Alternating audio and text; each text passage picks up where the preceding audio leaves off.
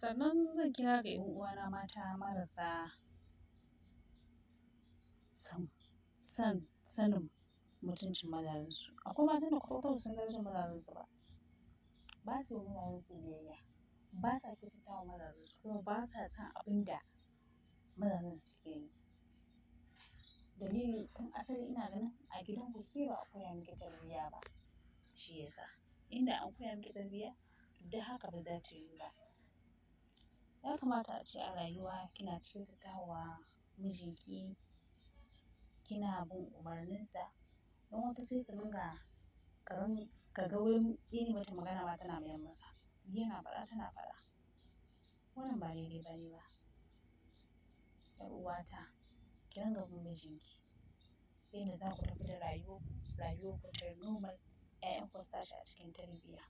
Akwai mijin da zai zo ya dawo ya je ya kawo ma mace kayan amfani na abinci, kayan girki. A nan yanda ya bashi Allah ta watsar da shi.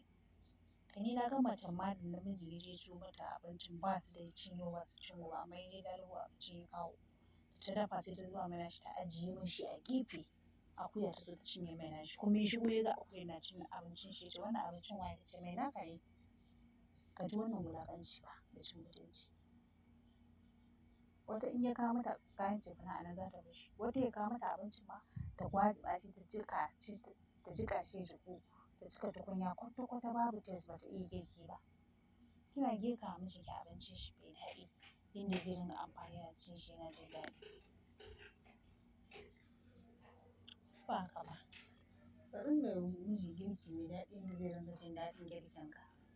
To wasu matan suka yi idan kika ga mace tana yi maka girki mai daɗi ita ma tana da daɗi. Wasu matan kuma suka ce ai kawai iya girki ne daɗi ne. Ya kamata dan Allah mu dinga kiyayewa. Dan maza suna son mai kyautata musu, suna son mai kyautata musu mai jin daɗi a rayuwa. Ko ba gaskiya ba, ya kamata mu dinga kiyayewa don Allah.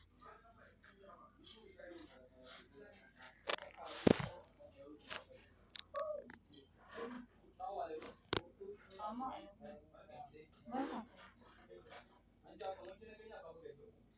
A ina? Anya ba ni ba ce. Don Allah. Ba ni ba ce wallahi.